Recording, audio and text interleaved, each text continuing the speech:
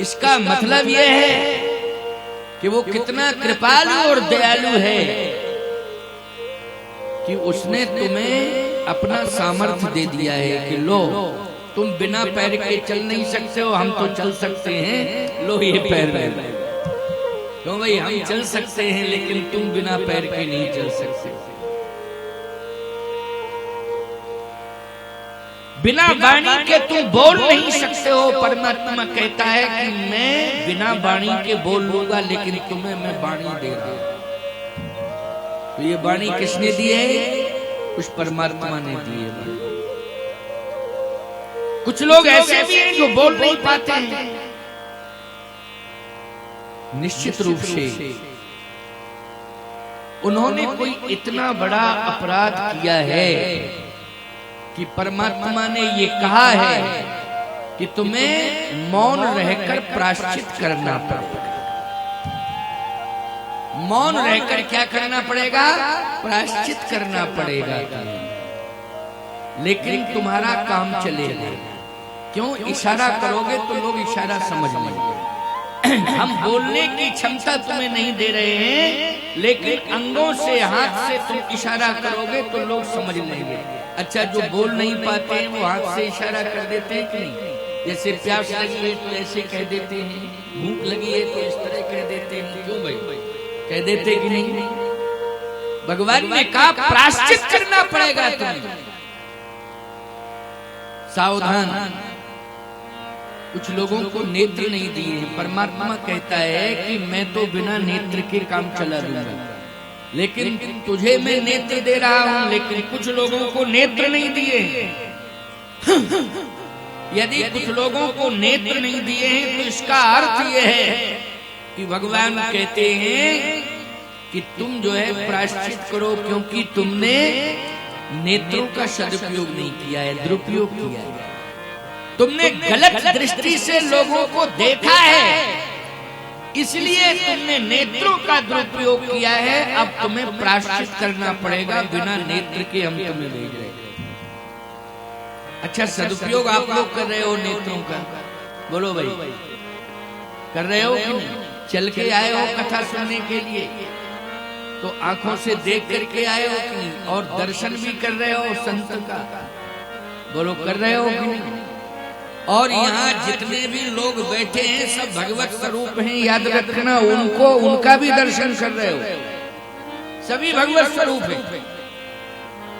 तुलसीदास जी कहते हैं, नैनन संत दरस नहीं देखा,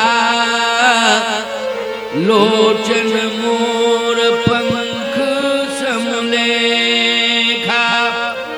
जिन नेत्रों ने भगवान का दर्शन नहीं किया है वो नेत्र मोर पंख की तरह।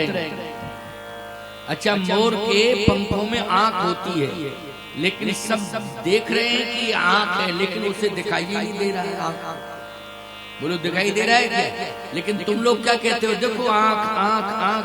अरे वो तुम्हें दिखाई दे रही है, आंख को देख नहीं पा रही है, तो काहे की आंख? क्यों भाई? इसलिए लोचन मोर पंख समलेखा। आप सब नेत्रों का सदुपयोग कर रहे हैं, पैरों का आपने सदुपयोग किया है। अच्छे कार्य के लिए आप जाइए तो आप अपने पैरों का सदुपयोग कर रहे हैं, और यदि गलत काम के लिए आप चल पड़े तो याद रखना अगले जन्म में परमात्मा तुम्हें बिना पैर का कर देगा। आप कहो महाराज बिना पैर का तो कोई है ही नहीं। अरे बिना सर्प के पैर नहीं होते हैं, सरकता है। बोलो, और होते हैं तो दिखाई देते हैं। बोलो भाई, सर्प के पैर होते हैं? बताओ जरा, सर्प के पैर अगर हैं भी तो दिखाई दे रहे किसी को? जरा उलटिए पलटिए उसको, मुझे तो नहीं लगता है कि उसके पैर होते हैं। क्यों? सरकता है। इसका मतलब है उसके पैर छीने गए कि नहीं छीने गए? जरा बताओ, पैर छीने गए। ये जिंदगी कोई अच्छी होती है सरकने वाली? है? सरकने वाली जिंदगी अच्छी तो नहीं होती है। सर्प बिना पैर के लेकिन चलता है। परमात्मा ने कहा कि मैं तुम्हें चलने का साहस तो दूंगा, लेकिन पैर नहीं दूंगा। तुम्हें कम से कम एहसास तो हो जाए कि हमने पैरों का सदुपयोग नहीं किया है, दुरुपयोग किया है। सर्प के हाथ भी नहीं होते, होते हैं क्या? नहीं होते हैं। होते हैं तो दिखाई कहां देते हैं भाई, बता दो। सर्प के हाथ नहीं होते। एहसास करा रहा है परमात्मा कि तुमने हाथों का दुरुपयोग किया है, इसलिए आज हम तुम्हें हाथ नहीं दे रहे हैं, लेकिन फिर भी तुम बिना हाथ के ही आहार ले लो। क्यों भाई? इसलिए बिना हाथ के ही वो आहार ले लेता है, सर्प नहीं लेता है। जरा बताओ। ऐसे ही जानवर के 4 पैर दे दिए हैं, हाथ नहीं दिए हैं, पैर ही पैर दिए। बोलो दिए हैं ना? किसी भी पशु को आप देखोगे तो उसके 4 पैर होते हैं, लेकिन हाथ होते हैं क्या? नहीं होते, हाथ नहीं होते। अच्छा एक बात बताओ, पशु संस्कृति में हमेशा खड़े होके खाने की परंपरा है, और मानव संस्कृति में बैठ के खाने की परंपरा है। बोलो भोजन तुम बैठ के करते हो? इंसान हो अगर तो बोलो इंसान बैठ के भोजन करता है कि नहीं करता है? बैठ के भोजन करने की परंपरा है, और पशुओं में खड़े होकर के भोजन करने की परंपरा है। लेकिन याद रखना, जब भगवान ने देखा कि इंसान खड़ा होकर के भोजन कर रहा है, तो भगवान ने कहा जाओ अगले जन्म में हम तुम्हें इस योनि में भेज देंगे कि तुम बैठ के नहीं खड़े होकर ही भोजन करो। इसलिए बोलो भाई, ये पशु जो है खड़े होकर के ही भोजन करते हैं कि नहीं? ये गलतियां इंसान से जो हुई हैं, याद रखना, सबसे सुंदर योनि, सबसे सुंदर पवित्र योनि अगर है तो मानव की है। बोलो है कि नहीं? 84 लाख योनियों में सबसे महत्वपूर्ण पवित्र अगर योनि है तो मनुष्य की योनि। लेकिन मनुष्य ने जब गलतियां की तो फिर अन्य योनियों में वो गया परिणाम भोगने के लिए। ये मनुष्य ही है, याद रखना। जितने भी आपको पशु पक्षी दिखाई दे रहे हैं ये इंसान ही बना है। गलती करने पर कौन बना है? इंसान ही बना है। इसलिए मैं कहता हूँ कि आपका जीवन धन्य है, बस थोड़ा सा सावधानी बरत लो, क्योंकि सावधानी हटी और दुर्घटना घटी। सावधानी यही है कि नेत्रों का सदुपयोग करो, इन नेत्रों से भगवान का दर्शन करो, इन नेत्रों से अच्छे स्थान पर चल के जाओ, इन हाथों से अच्छा कार्य करो, पैरों से चलो लेकिन सुंदर स्थान पर जाओ, ऐसी जगह पर चल करके जाओ कि लोग आपका सम्मान करें और आप लोगों का कल्याण करें। आप लोगों का कल्याण करें और लोग आपका सम्मान करें। आपका वो व्यक्तित्व होना चाहिए। तो आज भगवान शंकर ने कहा कि मैं इंसान को सब कुछ दे रहा हूं, मेरा परमात्मा दे रहा है, मेरा ईश्वर दे रहा है, लेकिन हे पार्वती वो निर्गुण बन करके सबके हृदय में बैठा है। हमें दिखाई नहीं दे रहा है लेकिन सबके हृदय में बैठा है। आत्मा रामो विराजते, आत्मा रामो विराजते। जो राम आत्मा के अंदर बैठा है बोलो वो निर्गुण है।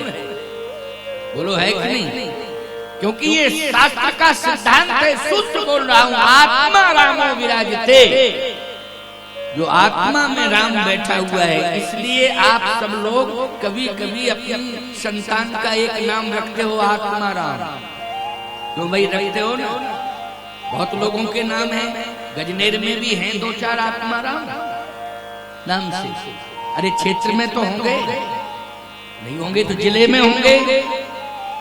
आत्मा राम, आत्मा राम विराजते, जो सबकी आत्मा में विराजित है वही है निर्गुण ब्रह्म। बोलो है कि नहीं? कौन ब्रह्म है? वो निर्गुण ब्रह्म है। अच्छा सही बताना, सगुण ब्रह्म कौन है?